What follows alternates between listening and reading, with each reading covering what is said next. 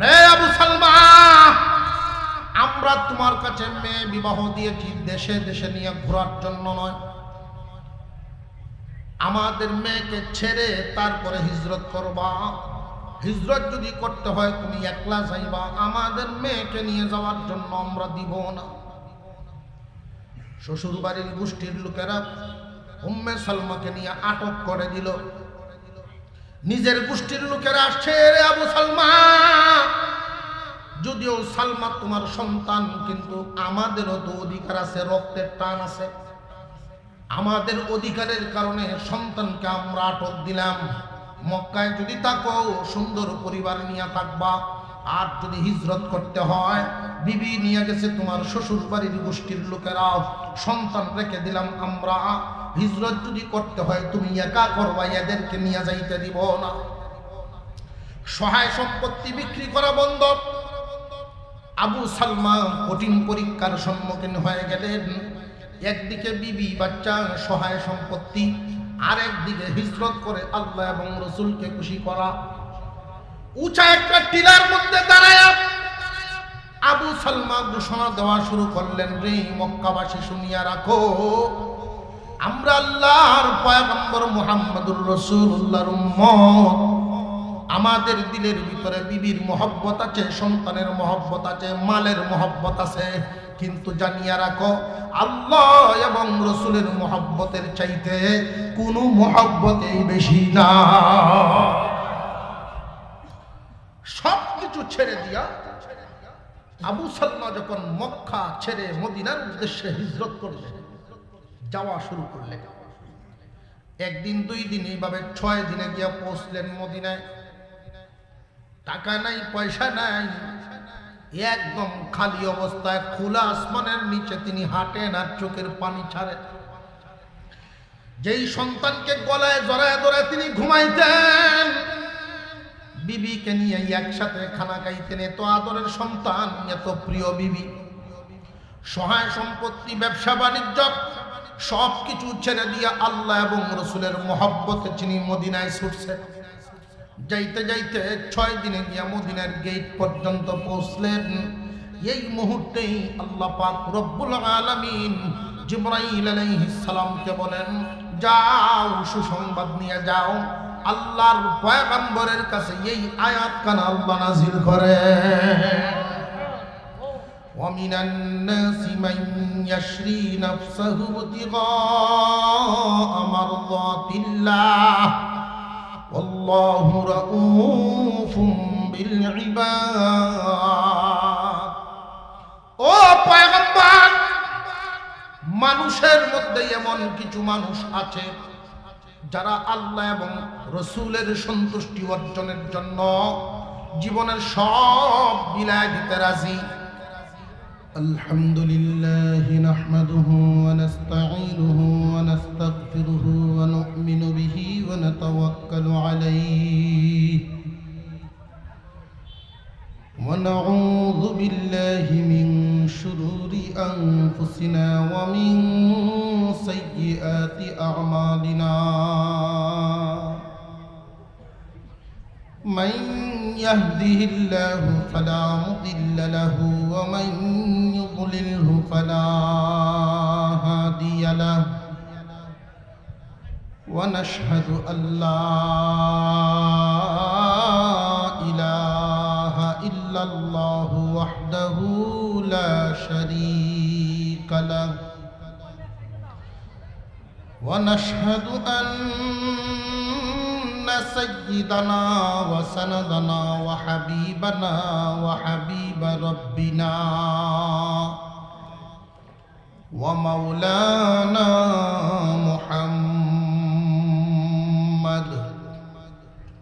محمدا عبده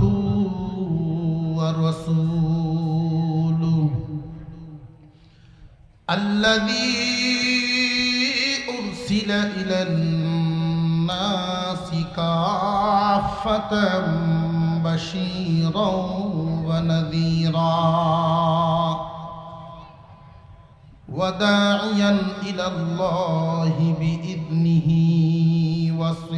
وسراجا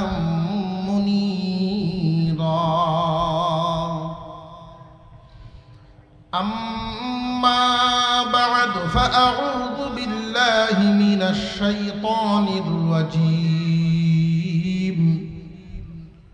بسم الله الرحمن الرحيم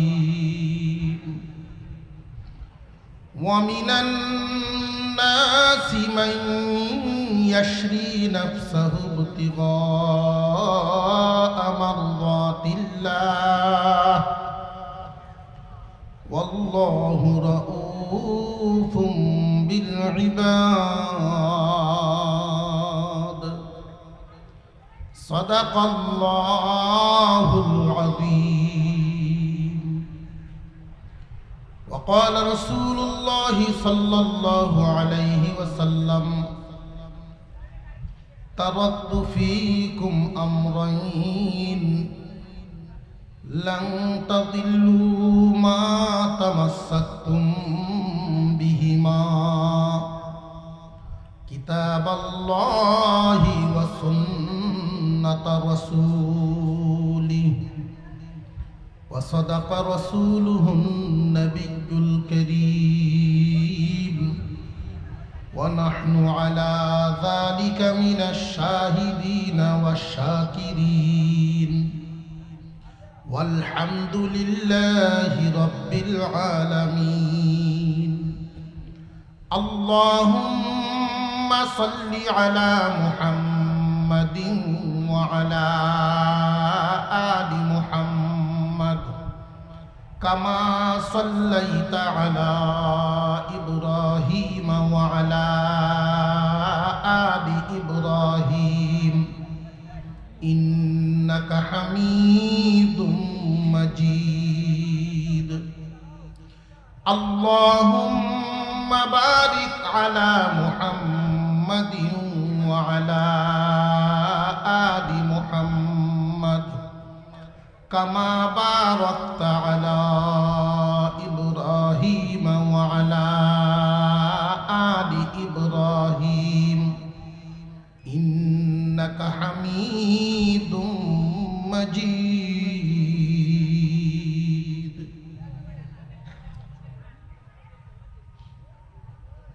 বাহুবল মাদ্রাসায় আশরাফিয়া দৌলতপুর চারগাঁও এর উদ্যোগে আয়োজিত আজকের এই ইসলামী মহাসম্মেলনের শ্রদ্ধাভাজন সভাপতি সাহেব, উপস্থিত হযরত উলামায়ে কেরাম, মুরব্বিয়ানে আযম, সর্বস্তরের মুসলমান ভাইয়েরা, পর্দার আড়াল থেকে আলোচনা শুনছেন দিনদার ইমানদার মুসলমান মা ও বোনেরা,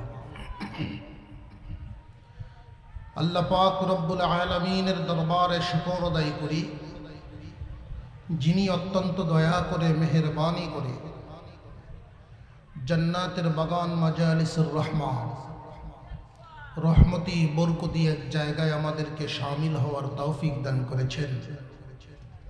এই জন্য আল্লাহ পাকের মহান দরবারে শুকর আদায় করি, বলি আলহামদুলিল্লাহ। আমি আপনাদের সামনে পবিত্র কোরআনুল কারীমের একখানা আয়াত, নবীজির একখানা হাদিস তিলাওয়াত করেছি।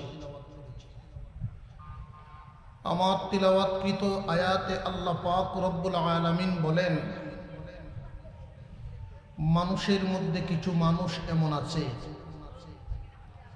যারা আল্লাহর সন্তুষ্টি পাওয়ার জন্য জীবনের সব বিলায় দিতে রাজি, তবুও তারা আল্লাহর সন্তুষ্টিটাকেই তালাশ করে। আল্লাহ পাক এদেরকে সুসংবাদ দেন, এই সমস্ত মানুষের জন্য আল্লাহ দরদি হয়ে যায়। যাদের মন মানসিকতা এমন থাকে, যারা এই গুণে গুণান্বিত থাকে, আল্লাহর সন্তুষ্টি পাইলে আমার আর কিচ্ছু লাগে না। যেই ব্যক্তি আল্লাহ পাইল সে তো সব কিছুই পাইল। আসমান জমিনের মাঝখানে যা কিছু আমরা দেখি বা না দেখি, সমস্ত সৃষ্টিকুল সকল কিছুর মালিককে আল্লাহ। আল্লাহ যার, আল্লাহর সব কিছুই তার।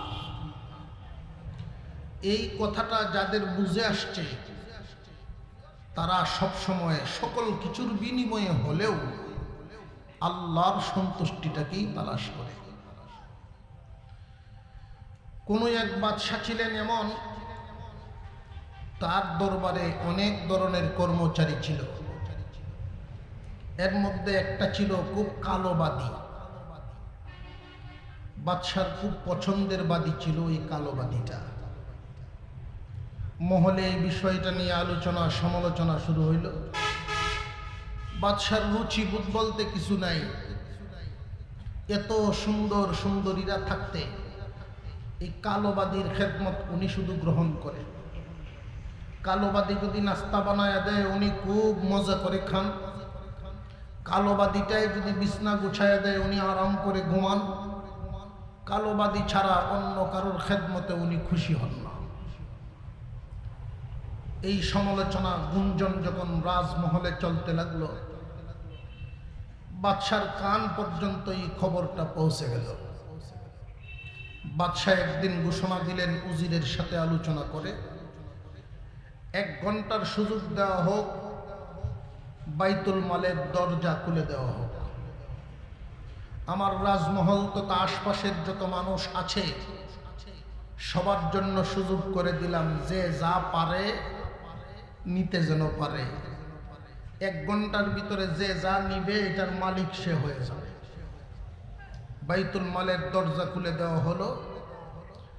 যার যেমন মন চায় এমনই মাল নেওয়া শুরু করছে। কেউ 100 ভরি স্বর্ণ নিল, কেউ 500 ভরি রূপা নিল। কেউ রাজমহলের ভিতরে ঢুইকা মনে মনে ভাবতেছেন জীবনে আছে কি আর যাইবই কি। সুযোগ যেহেতু পাইছি বাদশার বিছনা তাতে একটু শুয়ে ঘুমাই আইল। কেউ গিয়ে বাদশার বিছানার মধ্যে ঘুম দিছে।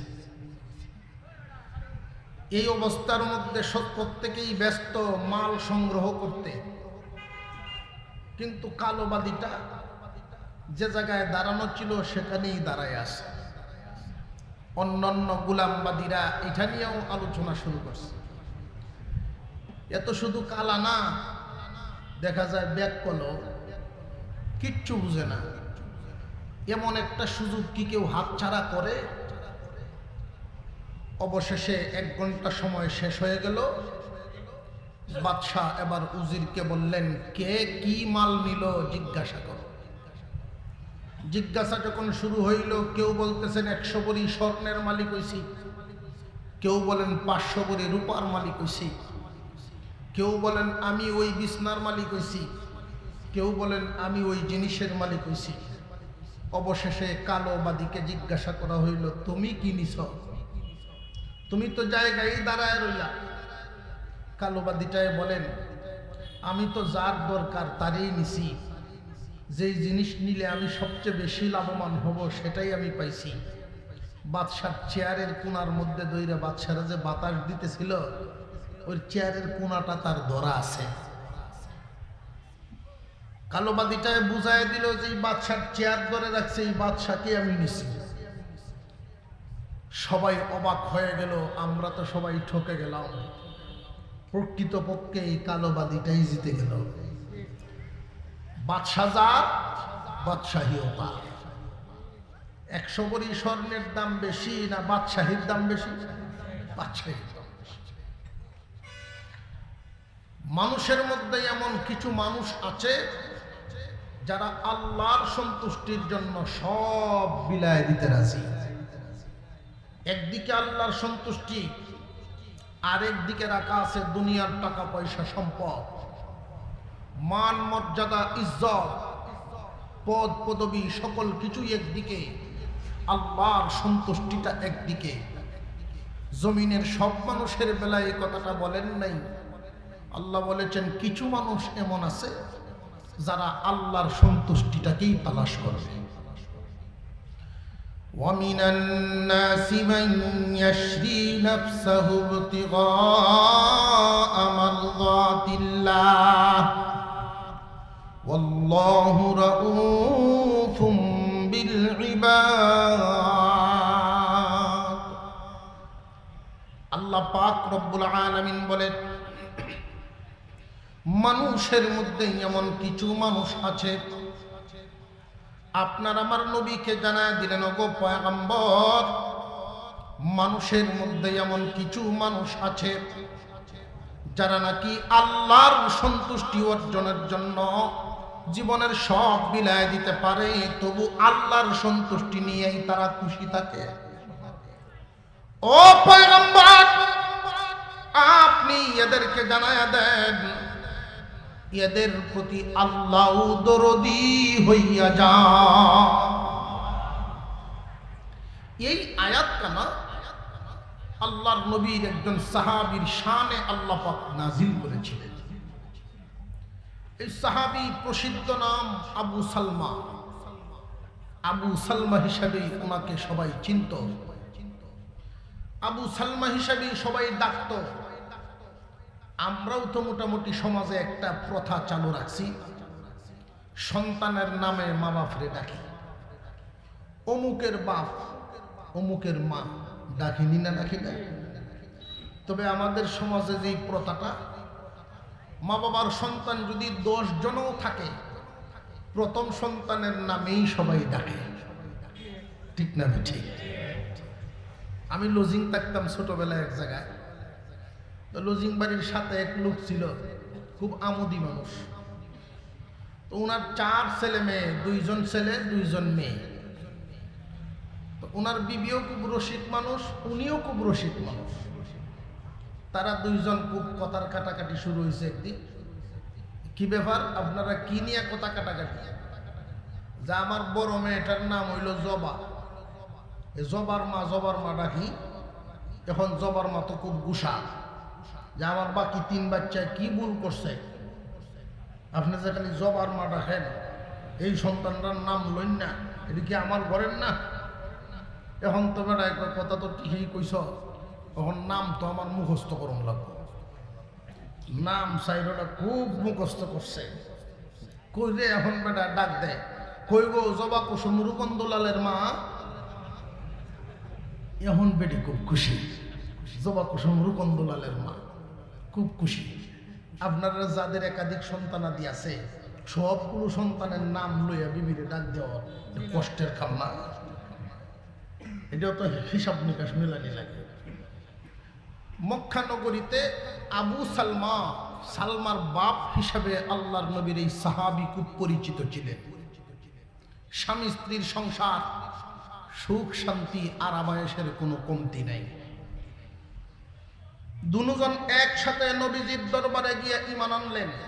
কন্যা সুবহানাল্লাহ। স্বামী স্ত্রী 2 জন একসাথে ঈমান আনলেন আল্লাহর পয়গম্বরের দরবারে। মাঝে মাঝে যান, সকাল বিকাল গিয়া ক্লাস করেন, যা শিখেন পরিবারে তা চালু করেন। স্বামী স্ত্রীর ভিতরে মিল মহব্বতের কোনো কমতি নাই। তারা একসাথে খান, একসাথে ঘুমান। স্বামী যদি বাজার থেকে আসতে দেরি হয় বা কাজ থেকে আসতে দেরি হয়, বিবি অপেক্ষা করেন একসাথে খাওয়ার জন্য। এই রকম মিল মহব্বত আমরাও ছোটবেলায় দেখেছি। অনেক পরিবারের মধ্যে এমন ছিল, একসাথে খাওয়ার, একসাথে চলার মহব্বত ছিল। কিন্তু বর্তমান জামানায় দিন যত যায়, স্বামী স্ত্রীর মহব্বত তত কমিয়া যায়। স্বামী স্ত্রীর মহব্বত কমতেছে দিন দিন। এখনকার স্বামী স্ত্রীর সম্পর্ক দেখলে মনে হয় যে আওয়ামী লীগ বিএনপি, মারমুখী অবস্থা। আবু সালমা আর উম্মে সালমা, স্বামী স্ত্রী 2 জন এত মিল, এত মহব্বত, সারা এলাকায় আলোচিত। তারা এত সুখের সংসার দেখতে খুব একটা পাওয়া যায় না। 2 জন যখন একসাথে নবীজির দরবারে গিয়ে ঈমান আনলেন, আবু সালমার শ্বশুর বাড়ি খুব বেশি দূরে নয়, মক্কার মানুষ খুব কাছাকাছি আত্মীয় করতেন, এটা প্রথা ছিল তাদের। মুসলমান ইমানদার ভাইরা আমার, শ্বশুর বাড়ির লোকেরা, নিজের গোষ্ঠীর লোকেরা খুব অসন্তুষ্ট হয়ে গেল। রে আবু সালমা, আমাদের বাপ দাদার ধর্ম বাদ দিয়া তুমি নিজে গিয়া আল্লাহর পয়গম্বরের হাত ধরে ঈমান আনছো, এতে আমরা খুশি না। আবু সালমা জানায়া দিলেন, কে খুশি কে বেজার এটা আমি দেখি না, আমার আল্লাহ এবং রসুল খুশি কিনা এটাই আমার দেখার বিষয়। দিন যাইতে লাগলো। কিছুদিন পরে আপনার আমার নবী মক্কা ছেড়ে যখন হিজরত করে মদিনায় চলে গেলেন, আবু সালমা জানায় দিলেন, উম্মে সালমা, মক্কায় থাকা আমার আর ভালো লাগে না, কারণ যেই শহরে রসুল নাই ওই শহরে আমিও থাকবো না। আশিক রসুল ছিলেন তারা, রসুলের মোহাব্বত দিলের ভিতরে কি পরিমাণ, আত্মীয় স্বজন সব চোখের সামনে আছে কিন্তু মন ভালো থাকে না। বংশ বুনিয়াদ সামনে আছে, পরিবার পরিজন সব সামনে আছে, কিন্তু রসুল শহরে নাই, তার ভাল লাগে না। তিনি একটাই কথা বলেন, যেই শহরে রসুল নাই এই শহরে আমিও থাকব না। স্বামী স্ত্রী দুইজন সিদ্ধান্ত নিলেন, বাড়িঘর জায়গা জমি যা কিছু আছে সব বিক্রি করে দিয়া আমরাও হিজরত করে মদিনায় চলে যাব। কারণ সাহাবাই কেরাম বিশ্ব নবীর চেহারা দেখতে বড় পছন্দ করতেন। অনেক সাহাবী ছিলেন ঘরে যদি রান্না বান্না না হইতো, জহুরের নামাজ পড়ে সাহাবীরা মসজিদে নববীতে বসে থাকতেন। আল্লাহর নবী জিজ্ঞাসা করতেন, ঘরে যাও হুজুর, ঘরে গিয়া কোনো লাভ নাই, খানার কোনো ব্যবস্থা নাই, এর চাইতে আপনার চেহারা মুবারকের দিকে যদি তাকায় থাকি পেটের ক্ষুধা নিবারণ হইয়া যায়। হুজুর আকরাম সাল্লাল্লাহু আলাইহি ওয়াসাল্লাম চলে গেছেন। আবু সালমা আর উম্মে সালমা সিদ্ধান্ত নিলেন তারাও চলে যাবেন। এই খবরটা গোপন রাখার জন্য তারা পরামর্শ করলেন, কিন্তু উম্মে সালমা নরম মনের মানুষ, পাড়াতেই যেহেতু তার বাবার বাড়ি, মার কাছে গিয়া বলে দিচ্ছেন, মাগো কিছুদিনের ভিতরেই আমরা হিজরত করে মদিনায় চলে যাব। মা খুব কান্নাকাটি শুরু করলেন। এই খবর সারা গোষ্ঠীর ভিতরে ছড়ায় পড়ল। দুনু গোষ্ঠীর লোকেরা পরামর্শ করলেন যে কোনো কৌশলে এদেরকে হিজরত থেকে ফিরাইতে হবে। অনেক সময় লক্ষ্য করবেন, কোনো একটা লোক তার বিবিকে যদি বেশি ভালোবাসে, অনেক সময় ভালোবাসার কারণে গোষ্ঠী ছাড়ে, তবু ভালোবাসা ছাড়ে না। এমনকি প্রেম ভালোবাসার কারণে জীবন পর্যন্ত দিয়া দেয়, এমন ঘটনাও আছে না নাই? তারা মনে মনে ভাবতেছেন, স্বামী স্ত্রী যেই মিল মোহাব্বত, যদি আমরা একজনকে আটকায় দিতে পারি অটোমেটিক আরেকজন আটকিয়া যাইব, একজনকে যদি থামায় দিতে পারি অটোমেটিক আরেকজন থেমে যাবে। উম্মে সালমার গোষ্ঠীর লোকেরা, শ্বশুর বাড়ির গোষ্ঠীর লোকেরা আসছে, রে আবু সালমা, আমরা তোমার কাছে মেয়ে বিবাহ দিয়েছি দেশে দেশে নিয়ে ঘোরার জন্য নয়, আমাদের মেয়েকে ছেড়ে তারপরে হিজরত করবা। হিজরত যদি করতে হয় তুমি একলা যাইবা, আমাদের মেয়েকে নিয়ে যাওয়ার জন্য আমরা দিব না। শ্বশুর বাড়ির গোষ্ঠীর লোকেরা উম্মে সালমাকে নিয়ে আটক করে দিল। নিজের গোষ্ঠীর লোকেরা আসছে, রে আবু সালমা, যদিও সালমা তোমার সন্তান, কিন্তু আমাদেরও তো অধিকার আছে, রক্তের টান আছে, আমাদের অধিকারের কারণে সন্তানকে আমরা আটক দিলাম। মক্কায় যদি থাকো সুন্দর পরিবার নিয়ে থাকবা, আর যদি হিজরত করতে হয়, বিবি নিয়ে গেছে তোমার শ্বশুর বাড়ির গোষ্ঠীর লোকেরা, সন্তান রেখে দিলাম আমরা, হিজরত যদি করতে হয় তুমি একা করবা, এদেরকে নিয়ে যাইতে দিব না। সহায় সম্পত্তি বিক্রি করা বন্ধ। আবু সালমা কঠিন পরীক্ষার সম্মুখীন হয়ে গেলেন। একদিকে বিবি বাচ্চা সহায় সম্পত্তি, আরেকদিকে হিজরত করে আল্লাহ এবং রসুলকে খুশি করা। উঁচা একটা টিলার মধ্যে দাঁড়ায় আবু সালমা ঘোষণা দেওয়া শুরু করলেন, রে মক্কাবাসী শুনিয়া রাখো, আমরা আল্লাহর পয়গম্বর মুহাম্মদুর রাসূলুল্লাহর উম্মত, আমাদের দিলের ভিতরে বিবির মহব্বত আছে, সন্তানের মহব্বত আছে, মালের মহব্বত আছে, কিন্তু জানিয়ে রাখো আল্লাহ এবং রসুলের মহব্বতের চাইতে কোনো মহব্বতেই বেশি না। সবকিছু ছেড়ে দিয়া আবু সালমা যখন মক্কা ছেড়ে মদিনার উদ্দেশ্যে হিজরত করলেন, যাওয়া শুরু করলেন, একদিন দুই দিন এইভাবে 6 দিনে গিয়া পৌঁছলেন মদিনায়।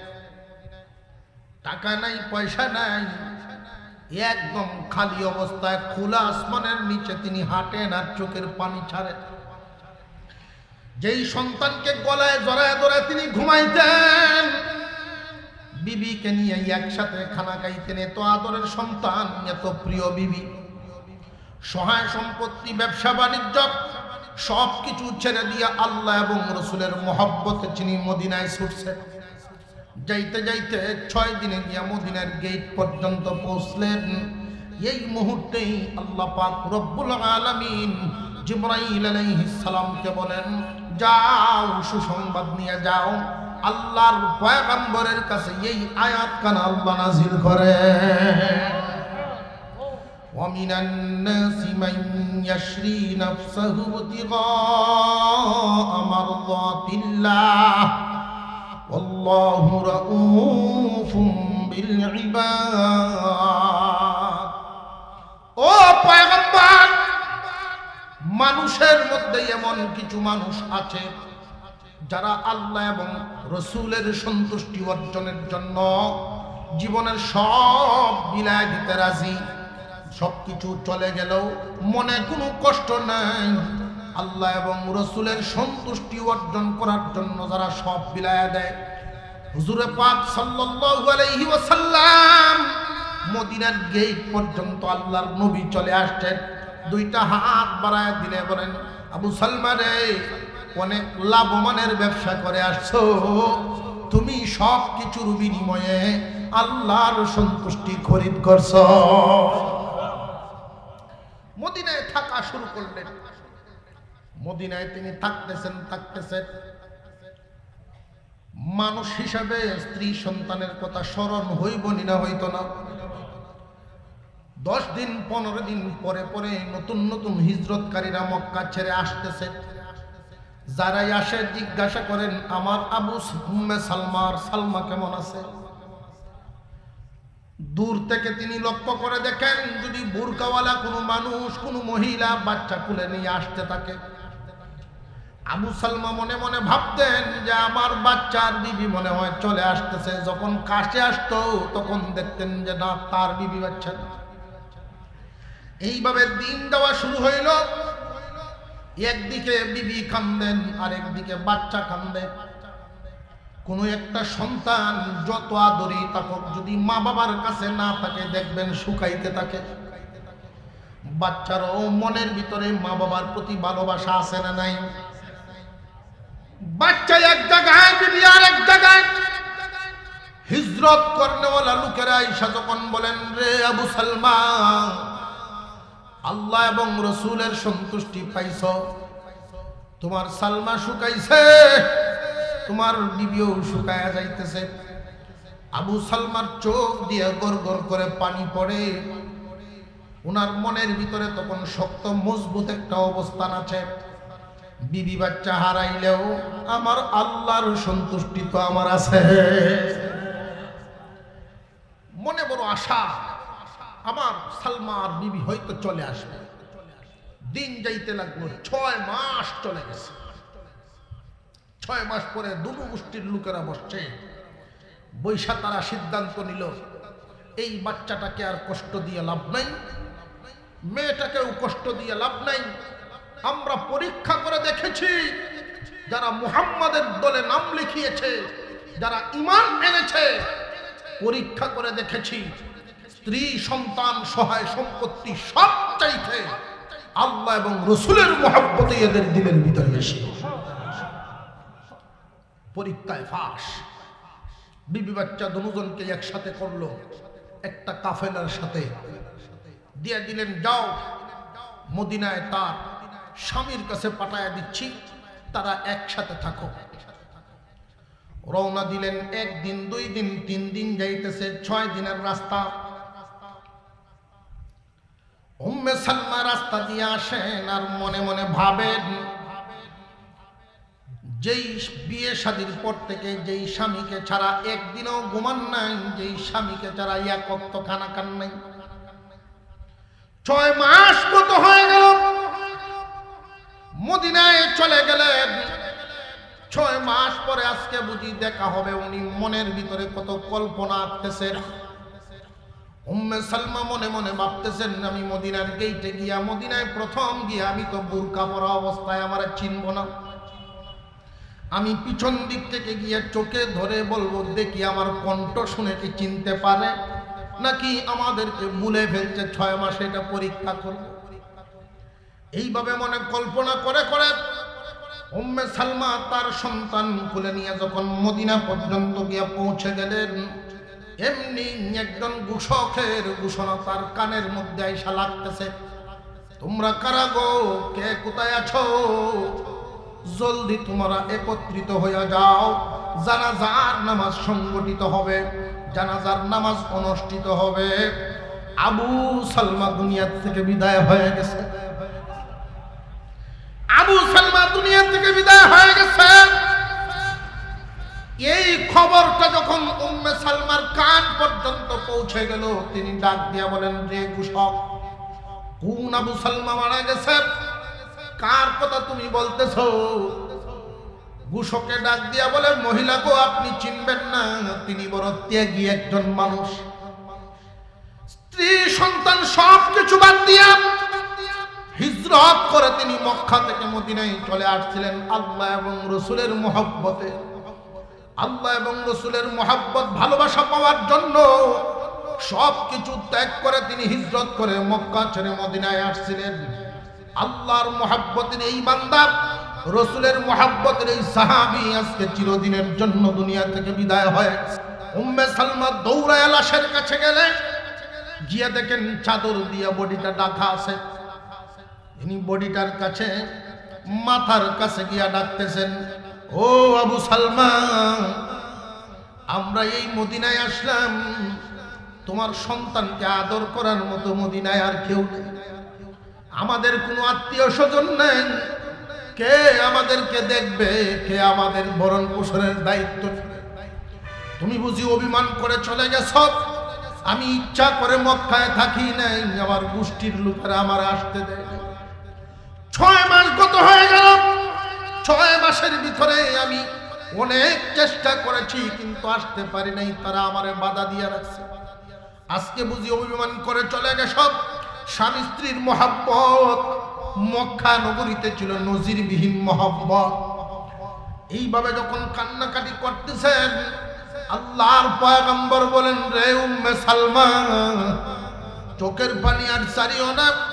সকলের উপস্থিতিতে তিনি বলেন, রে সাহাবীরা, তোমরা শুনিয়া রাখো, আজ থেকে আমি মুহাম্মদ এই বাচ্চা এবং বাচ্চার মা লালন পালনের জিম্মাদারি আমি নবীর হাতে উঠায় নিলাম। মুসলমান ইমানদার ভাইয়েরা আমার, আল্লাহর সন্তুষ্টি পাওয়ার জন্য ইমানদারের মন, সবার মনে এই ভালোবাসা থাকে না আল্লাহর সন্তুষ্টি তালাশ করার জন্য। আল্লাহর সন্তুষ্টি যারা তালাশ করেছেন, অনেক বড় বড় কুরবানিওয়ালা লোক। এই যে আমাদের মাদ্রাসাগুলো, সমস্ত মাদ্রাসা, উম্মুল মাদারিস, দারুল উলুম দেওবন্দ মাদ্রাসার শাখা প্রশাখা হলো আজকের এই দৌলতপুরের মাদ্রাসা। দেওবন্দ মাদ্রাসার শাখা প্রশাখা সকল কওমি মাদ্রাসা। এই দেওবন্দ মাদ্রাসা যখন শুরু হয়, শুরুর দিকের একটা ঘটনা, একদিনের একটা ঘটনা আপনাদেরকে শোনায় দেই। এমনি এমনি কিন্তু এই মাদ্রাসাগুলো এই পর্যন্ত শাখা গজায় নেই। অনেক ত্যাগের বিনিময়ে, অনেক কুরবানিওয়ালা লোকের ত্যাগের বিনিময়ে অনেক শ্রম ডালা লাগছে, অনেক পানি ডালা লাগছে এই গাছের গোড়াতে। এমনি কিন্তু শাখা গজায় নাই। অনেক মজবুত যে হয়েছে এটা এমনি হয় নাই, অনেক কুরবানিওয়ালা লোকের ত্যাগের বিনিময়ে। আল্লামা কাসিম নানুতুবি রহমাতুল্লাহি আলাইহি দেওবন্দ মাদ্রাসার পরিচালনার দায়িত্ব পাইলেন। সারা বিশ্বের বিভিন্ন দেশ থেকে ইলম পিপাসুরা ইলমে দ্বীন অর্জনের জন্য যাইতেন দেওবন্দ মাদ্রাসায় পড়াশোনার জন্য। এখন তো মাদ্রাসায় ছাত্ররা খুব তাড়াতাড়ি বাড়িতে আসা যাওয়া করতে পারে, আপনারাও বাচ্চাদের খোঁজখবর নিতে পারেন, সময়ে অসময়ে তাদেরকে দেখভাল করতে পারেন। কিন্তু আমাদের আকাবির যারা ছিলেন তারা যে দেওবন্দে যাইতেন 1 মাস 2 মাস 1 বছর 2 বছরের জন্য নয়, তাদের কুরবানির ইতিহাস অনেক ত্যাগী কুরবানি, অনেক বড় বড় কুরবানির ইতিহাস।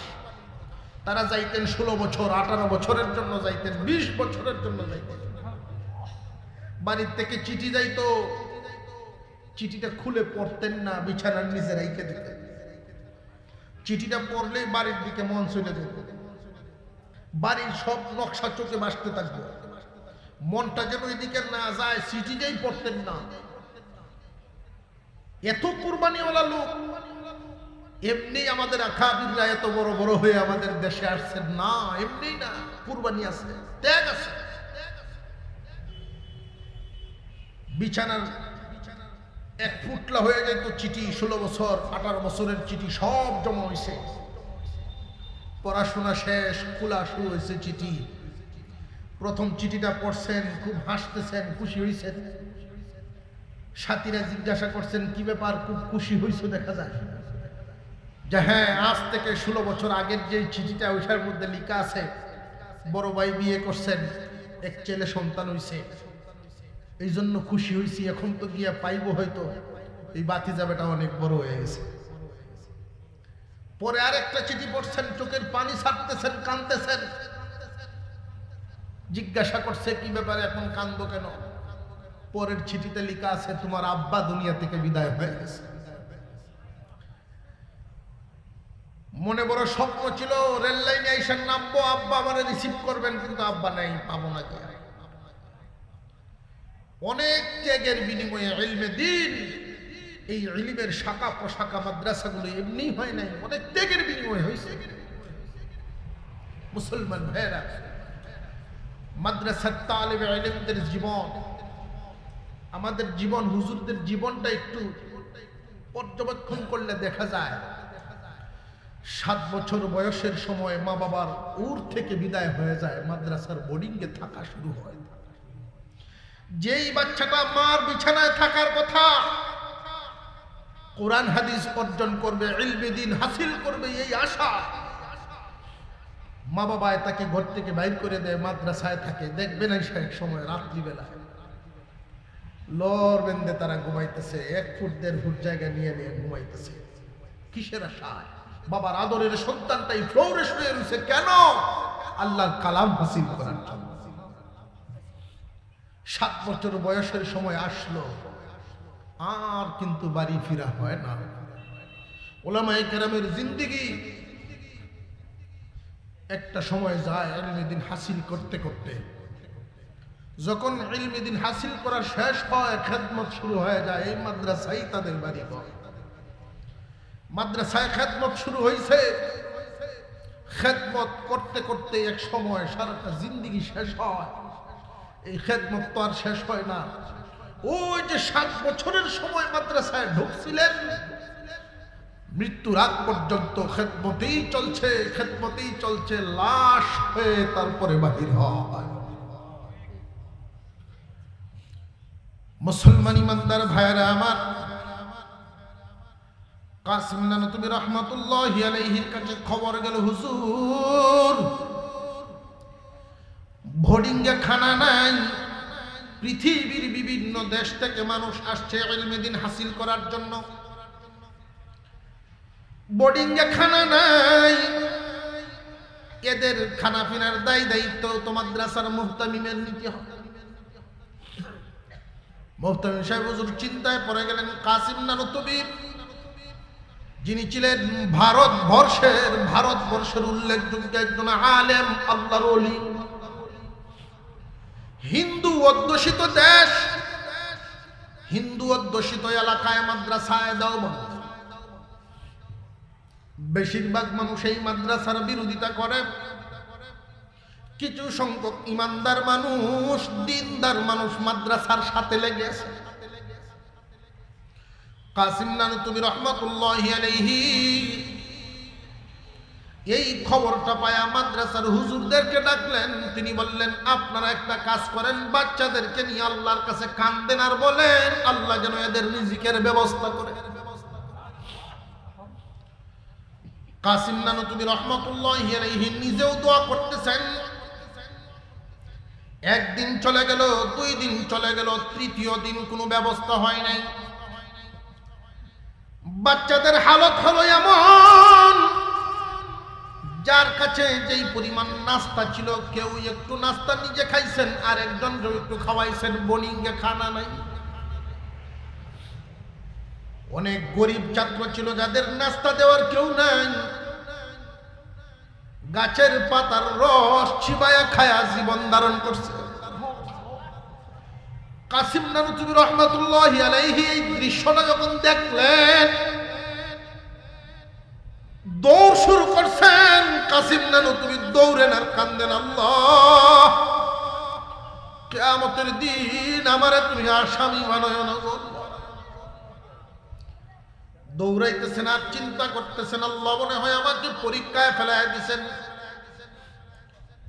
নিজের মালামাল যা ছিল, যা দান করার সব করে দিছে, এখন আর দেওয়ার মতো কিছুই নাই।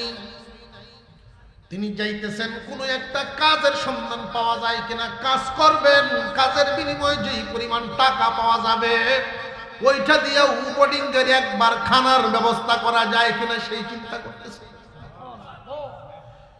যুগ শ্রেষ্ঠ আলেম, যুগ শ্রেষ্ঠ ওলি, যার জিন্দেগিটা উনি খাটাইছেন কিতাবের পাতা উল্টায়া, উনি ছুটছেন মানুষের বাড়িতে কাজ করিয়া টাকা কামাইবেন, এরপরে তালেবে ইলমদের খাওয়াইবেন। যাইতেছেন যাইতেছেন যাইতেছেন, আবার এটাও ভাবতেছেন যারা আমারে চিনে তারা কোনোদিন কাজ দিবে না। অনেক দূর চলে গেছেন, যে এলাকায় ওনাকে চিনবে না এমন একটা এলাকায় গেছেন। যাইতে যাইতে এমন একটা জায়গায় গেলেন যেই জায়গাটা একটা সদরঘাট ছিল। বিভিন্ন লঞ্চ, বিভিন্ন নৌকা এসে ওই ঘাটের মধ্যে বিরাইতো। কুলিরা মাল উঠানামা করার জন্য একদল নির্দিষ্ট মানুষ এখানে বসা থাকে। কাসিম নানুতুবি গেলেন, গিয়া দেখেন ইচ্ছা করলে এখানে কাজ করা যাবে না। কাজ করার জন্য ঘাটটাকে ডাক দিয়া নিয়ে গেছে একদল মানুষ। কাসিম নানুতুবি তাদের কাছে গিয়া বলেন, ভাই সব, আমার একটা পরিবার, আমার পরিবারের সদস্যরা সকাল বিকাল আল্লাহর কালাম তিলাওয়াত করে, আল্লাহর কোরআন তিলাওয়াত করে। আমার একটা পরিবারের সদস্য সংখ্যা অনেক বেশি, এরা 3 দিন যাবত না খায় আছে। আপনারা বলতে পারেন, হুজুর পরিবার বললেন কেন? যে মাদ্রাসার দায়িত্বশীল যিনি হন, সবগুলো মানুষের পরিবারের দায়িত্বশীল হয়ে যায়। পুরা মাদ্রাসাটাকে ওনার পরিবার মনে করে, এমনকি পরিবারের চেয়েও গুরুত্ব বেশি দেন। লক্ষ্য করে দেখবেন, মাদ্রাসার যারা মুদাররিস হন, মাদ্রাসার যিনি দায়িত্বশীল হন, উনি মাসে যদি ছুটি কাটান সর্বোচ্চ 3 দিন, 27 দিনই দেন মাদ্রাসায়, পরিবারে দেন 3 দিন। সবচেয়ে বড় পরিবার এই মাদ্রাসা। কাসিম নানুতুবি বলেন, আমার পরিবারের সদস্যরা 3 দিন যাবত না খায় আছে। দেখবেন জমিনে অনেক মানুষ এমন আছে, আলেম উলামাদেরকে দেখলে, দাড়ি টুপি দেখলে এদের বড় ভালো লাগে। দাড়ি টুপিওয়ালাদেরকে দেখলেই তাদের হাবিবের কথা মনে হয়ে যায়, আল্লাহর পয়গম্বরের কথা মনে হয়। রাসূলের সুন্নতি পোশাক দেখলে তাদের মন নরম হয়ে যায়। যেই মাত্র হুজুর এই কথা বলছেন, কুলিরা সিদ্ধান্ত নিলেন, ঠিক আছে, আমরা আর আজকে কোনো কাজ করব না। এই লঞ্চ যতটা আসবে এই গাঠের কাজগুলো আজকে আপনি করবেন, বিনিময়ে যা পাবেন আপনার পরিবারের জন্য নিয়ে যাবেন। কাসিম নানুতুবি রহমাতুল্লাহি আলাইহি ঘাটে অপেক্ষা করতেছেন, দেখি কোনো একটা লঞ্চ আসে কিনা বা নৌকা আসে কিনা। সময় যাইতে লাগলো, কিছুক্ষণের ভিতরেই দেখা যায় একটা লঞ্চ, দুতলা বিশিষ্ট লঞ্চ এসে ভিড়ছে। লঞ্চে কোনো যাত্রী নাই, ছাদের উপরে একজন মাত্র মানুষ বসা আছে। ঘাটের মধ্যে লাগার সাথে সাথে উনি ডাকতেছেন, তোমরা কারা এখানে আছো? আমার লাগেজ গুলো তোমরা নামায়া দাও, দুইটা লাগেজ নিয়ে আসছি। কাসিম নানুতুবি রহমাতুল্লাহি আলাইহি লঞ্চের উপরে উঠলেন। ওই লোকটায় দড়িয়ে দড়িয়ে একটা লাগেজ হুজুরের মাথায় উঠায় দিছে।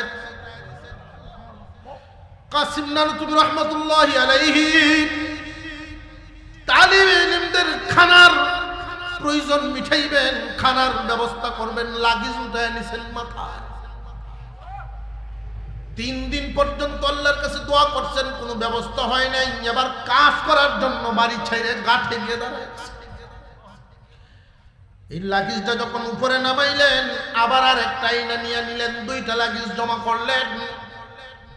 ওই লাগেজের মালিক বলতেছেন, আমাকে যদি গন্তব্যে নিয়ে পৌঁছায় দেন আমি 3 ডাবল টাকা দিব। কাসিম নানুতুবি বলেন, এটাই আমার দরকার, আমার বেশি টাকা দরকার।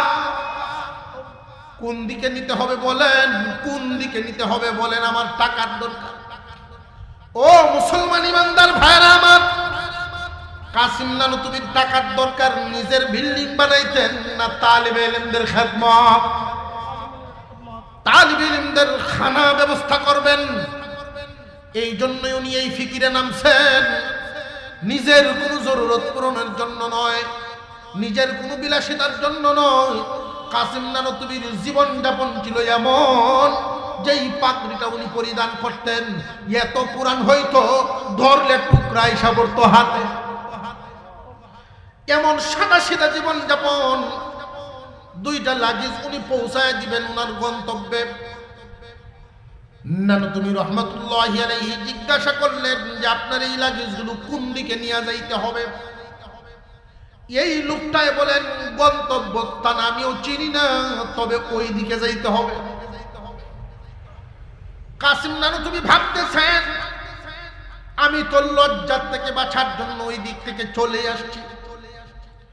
এখন যদি এই লাগেজগুলো নিয়ে ওই দিকেই আমি যাইতে থাকি আর আমার পরিচিত মানুষেরা আমাকে দেখে ফেলেন, তাহলে সমালোচনার আর কোনো শেষ থাকবে না। এমনি আমি মাদ্রাসা চালাই, এটা নিয়ে কত মানুষ কত ধরনের কথা বলে। এখন মানুষেরা বলবে, কাসিম নানুতুবি এতদিনে বুঝি কুলির কাজ গিয়া লইছে, ইজ্জত বলতে থাকবে না। এমনি উনার এই আয়াত কানা স্মরণ হয়ে গেছে, ওয়ামিনান নাসি মান ইয়াশরি নাফসাহু ইবতিগা মারদাতিল্লাহ ওয়াল্লাহু রাউফুম বিল ইবাদ। মানুষের মধ্যে এমন কিছু মানুষ আছে আল্লাহর সন্তুষ্টির জন্য সব বিলায় দিতে পারে। কাসিম নানুতুবি আর ভাবনা চিন্তা বাদ দিয়া বলেন, আমি যাব, তবু ওই কুরবানিওয়ালা লোকদের কাতারে আমার নামটা লিখাইবার চাই। ওই ত্যাগী মানুষগুলোর পিছনে আমি কাসিম নানুতুবির নামটা লিখাই দিব। কিয়ামতের দিন যেন বলতে পারি, আল্লাহ ইজ্জত চলে গেছে, ইজ্জতের মায়া করি নাই, তবু তোমার সন্তুষ্টি চাই। লাগেজগুলো উঠায় দেন আমার মাথায়। আপনি কি নিতে পারবেন? এই 2টা লাগেজ নিতে পারবেন? খুব কষ্ট করে কয়েকজনে ধরে উঠায় দিলেন। সবাই বলতেছেন, আপনি কি নিতে পারবেন? এত ভারী 2টা লাগেজ নিতে পারবেন নাকি? কাসিম নানুতুবি বলেন, যত কষ্টই হোক আমার নিতে হবে। কাসিম নানুতুবি এই 2টা লাগেজ নিয়ে আস্তে আস্তে রওনা দিচ্ছেন। লোকটা আগে আগে যায় আর হুজুর পিছনে পিছনে যান। কিছুক্ষণ পরে এই লোকটায় বলেন, আপনি সামনে যান আর আমি পিছনে যাই। এই লোকটা পিছনে চলে আসছে, কাসিম নানুতুবি সামনের দিকে রওনা দিয়েছেন। আল্লাহ পাকের একটা সুসংবাদ হলো, যারা নাকি আল্লাহর সন্তুষ্টির জন্য জীবনের সব বিলায় দিতে প্রস্তুত হয়ে যায়, আল্লাহ এদের প্রতি দরদি হইয়া যায়। আল্লাহ পাক রব্বুল আলামিন দরদি হইলেন। কেমন দরদি, কেমন দরদি! হাঁটি হাঁটি পা পা করে সামনের দিকে যখন যাইতেছেন, ওই লাগেজের মালিক মনে মনে ভাবতেছেন, এমন বয়সের একজন মানুষ এত ভারী দুইটা লাগেজ কেমনে নেয়? মাথার দিকে তাকায় দেখেন আশ্চর্য ব্যাপার, ওই লাগেজগুলো আর মাথায় নাই, আধা উপরে শূন্যে ভাসিয়া যায়।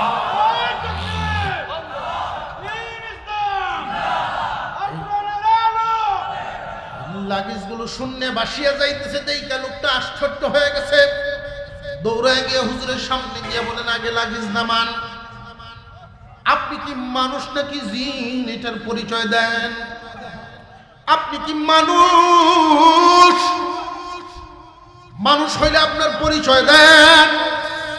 কাসিম নানুতুবির চোখ দিয়ে আবার ঘর ঘর করে পানি পড়া শুরু হয়ে গেছে। আল্লাহ, এখন বুঝি তুমি আমার পরিচয়টারও গোপন রাখবা না? আমার চেহারা তো অনেকেই চিনে না, কিন্তু নামটা তো চিনে। এই নামটাও বুঝি এখন আর গোপন থাকবে না। আল্লাহ, লাগেজগুলো নিচে নামাইলেন। লোকটায় বলেন, নাম বলেন, পরিচয় দেন, জলদি পরিচয় দেন। তিনি চোখের পানি ছাড়েন আর বলেন, আমি দেওবন্দ মাদ্রাসার একজন খাদেম, দেওবন্দের একজন পাহারাদার, আমার নাম কাসেম নানুতুবি। যেই মাত্র নামটা বলছে, লোকটা জড়ায় ধরছে আর বলে, হুজুর, আমি চিনতে পারি নাই আপনাকে। এই লাগেজগুলো তো আমি দেওবন্দের জন্য নিয়েই রওনা দিলাম। এইগুলোর ভিতরে টাকায় ভর্তি আছে। 3 দিন যাবত আমি ঘুমাইতে পারি না, মদিনাওয়ালার স্বপ্ন দেখি। হুজুর আকরাম সাল্লাল্লাহু আলাইহি ওয়াসাল্লাম, উনাকে আমি স্বপ্নে দেখছি। আল্লাহর পয়গম্বর বলেন, এই টাকা তোমার কোন দিনের কোন কামে লাগাইবা? আমার বাগানের ভ্রমর ইলমে দ্বীন হাসিল করার জন্য পৃথিবীর বিভিন্ন দেশ থেকে জমা হয়ে গেছে। কোরআন হাদিস তারা অর্জন করবার জন্য জমছে। না খায়া 3 দিন পার করতেছে, এদের কোনো খানা নাই। একদিন দেখলাম, 2 দিন দেখলাম, 3য় দিন আল্লাহর পয়গম্বর আমারে ধমক মারছেন, হুজুর আমি আর সহ্য করতে পারি নাই, এই লাগেজগুলো নিয়ে আমি রওনা দিলাম আপনার বোর্ডিং এর বাচ্চাদের খানা মিলাইবার জন্য।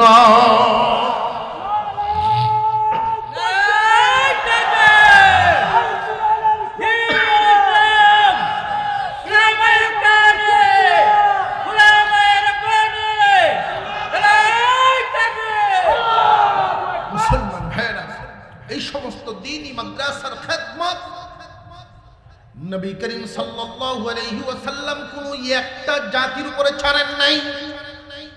আল্লাহর পয়গম্বর চলে গেছেন, ওনার মুজিজা কুরআনুল কারীম রেখে গেছেন। আল্লাহর কালামের জিম্মাদারির দায়িত্ব আমাদের উপরে রেখে গেছেন। এই কথা বললে চলবে না শুধু আলেমরা হেফাজত করবে, না না না। কুরআনুল কারীমের হেফাজতের দায়িত্ব সমস্ত উম্মতে মুহাম্মাদির ঘাড়ের উপর। সমস্ত উম্মতে মুহাম্মাদি কুরআনুল কারীমের খেদমত করবে। নবী করিম সাল্লাল্লাহু আলাইহি ওয়াসাল্লাম বলেন, ক্বালান নবী সাল্লাল্লাহু আলাইহি ওয়াসাল্লাম, খায়রুকুম মান তাআল্লামাল কুরআন ওয়া আল্লামা। এই জমিনের মধ্যে সর্বোত্তম তারা, এই জমিনের মধ্যে যারা বসবাস করে, সব মানুষ ইমানদার নয়, বেঈমানও বসবাস করে। আল্লাহর নবী বলেন সর্বোত্তম তারা যারা কোরআন পড়ে এবং পড়ায়। মুহাদ্দিসিনে কেরাম বলেন, 2টা ইট জোড়া লাগাইলে যেমন সিমেন্টের দরকার পড়ে, 2টা ইট জোড়া লাগাইলে যেমন সিমেন্টের দরকার পড়ে, 2টা কাঠকে একত্রিত করার জন্য যেমন লোহার প্রয়োজন পড়ে, ঠিক তেমনি ভাবে একদল মানুষ পড়াইবে আর একদল মানুষ পড়বে। 2 দলের মাঝখানে আরেক দল উম্মত থাকবে, আমার পড়ানোর ব্যবস্থা করিয়া দিব। এই পড়ানোর ব্যবস্থা যারা করিয়া দেয়, ওই মানুষগুলোর জন্য একটা সুসংবাদ, সুসংবাদ, কিয়ামতের কঠিন ময়দানে আল্লাহ পাক রব্বুল আলামিন ডাক দিবেন, ও লৌহে মাহফুজ, আমার কালাম কই? তোমার কাছে আমার কালাম ছিল। লৌহে মাহফুজ বলবে, আল্লাহ, আপনার কালাম জিবরাইল আমার কাছ থেকে নিয়ে গেছে। জিবরাইল আমিনকে আল্লাহ জিজ্ঞাসা করবেন, আমার কালাম কই? জিবরাইল আলাইহিস সালাম বলবেন, আপনার হাবিবের কাছে আমি দিয়ে আসছি। আপনার কালামের হেফাজত আপনার হাবিবের কাছে দিয়ে আসছি। আল্লাহর হাবিবকে ওই দিন জিজ্ঞাসা করবেন, দোস্ত, আমার কালামের হেফাজত আপনি করছেননি? জি, আমি করছি। এখন আমার কালাম কই? যে আপনার কালাম আমার উম্মতের কাছে রাইখা আসছি। আপনার উম্মতকে আমার কালাম হেফাজত করবে। আপনার উম্মতকে আমার কালামের হেফাজতের দায়িত্ব নিতে পারবে? তারা কি আমার কালামের হেফাজত করতে পারছে নাকি? আপনার উম্মতকে জিজ্ঞাসা করব। আপনার হাবিব সাজদায় পড়ে কাঁদবেন, প্রভু, আমার উম্মতকে জিগায়েন না, আমার উম্মতকে জিগায়েন না। কারণ আল্লাহর হাবিব জানেন এই উম্মতের হেফাজতের দায়িত্ব সবাই সমান নিতে পারবে না। এই উম্মতের হালত নবীজি জানে, সবাই যে সমান নিতে পারবে না এটা আল্লাহর পয়গম্বর জানেন। এই জন্য আল্লাহর পয়গম্বর বলবেন, আল্লাহ, আমার উম্মতকে জিজ্ঞাসা না করি আপনার কালামকে জিজ্ঞাসা করেন। আপনার কালামকে জিজ্ঞাসা করেন, আমার উম্মত আপনার কালামকে কে কি পরিমাণ হেফাজত করছে?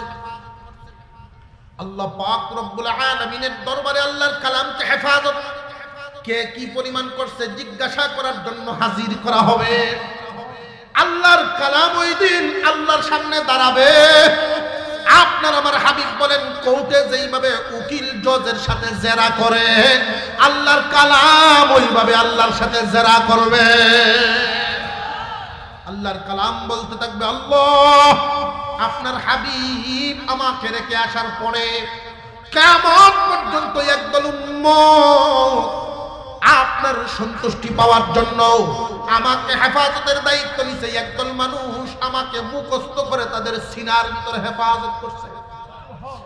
আল্লাহ, আপনার একটা অক্ষর, আপনার কালামের কোন একটা হরফকে মুছতে তারা দেয় নাই। কোরআনের হাফেজ ৬৬৬৬ আয়াতকে তাদের সিনার ভিতরে রক্ষণাবেক্ষণ করেছে। একদল মানুষ কোরআনের ব্যাখ্যা বিশ্লেষণ করে তাফসীর লিখে হেফাজত করেছে। আবার কোন মানুষ হাফেজ আলেম হতে পারেন নাই, কিন্তু আমার হেফাজত থেকে তারাও বাদ যায় নাই।